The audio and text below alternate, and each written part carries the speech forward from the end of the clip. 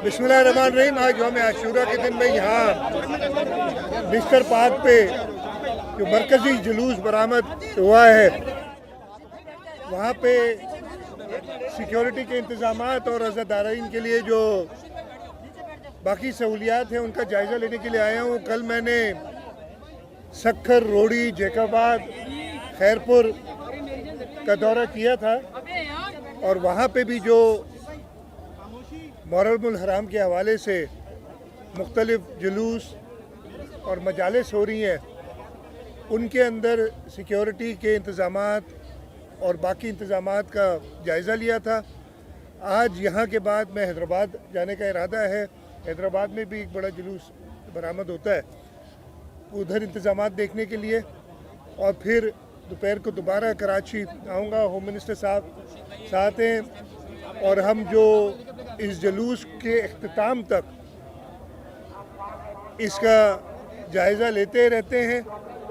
और मैं ये आपको बताऊं कि इस पूरे इंतज़ाम में हुकूमत सिंध, हमारी पुलिस, रेंजर्स, हमारी लोकल गवर्नमेंट डिपार्टमेंट, KMC या बाकी जगहों पे जो लोकल गवर्नमेंट्स हैं, वो सब बड़ी तनदही से काम कर रहे हैं। और मकसद यही है और कि जी अज़ादारीन को कम से कम तकलीफ़ के साथ उनका जो मजहबी अकीदा है उसको पूरा करने में हम सहूलत दें, और उसके साथ साथ जो इस वक्त मुल्क में सिक्योरिटी के हालात हैं उसको पेश नज़र रखते हुए सिक्योरिटी के बेहतरीन इंतज़ाम किए जाएँ।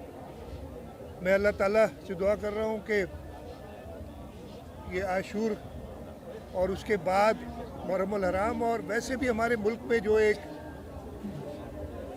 दहशत गर्दी की लहर नहीं दौड़ी है, आपको देखोगा परसों और कल भी वाक़यात हुए खैबर पख्तूनख्वा में, उनसे निजात दिलाए। और इस सारे काम में हुकूमत और सब इदारे मिलके इन दहशत गर्दों को ख़त्म करें।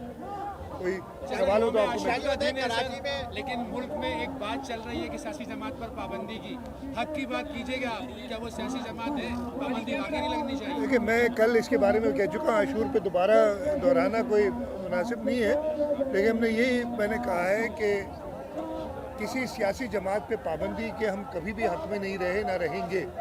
लेकिन उस सियासी जमात को, सियासी जमात के लीडर को अपने आप को एक सियासी जमात कहलाने के लिए वो स्टेप्स करने होंगे जो वो अनफॉर्चुनेटली नहीं कर सके। मैं इससे ज़्यादा आज आशूरे के दिन नहीं कहना चाहूँगा। सीएम साहब, फर्स्ट टाइम जो है वो जदीद कैमरे भी लगाए गए हैं, जिससे बाकायदा तौर पर जो मशकूक गाड़ियाँ हैं उसको भी ट्रेस किया जा रहा है। तो नेक्स्ट ईयर जो है वो इसको मजीद एक्सटेंड करने का इरादा है आपका? ये पहली दफ़ा नहीं हुआ है।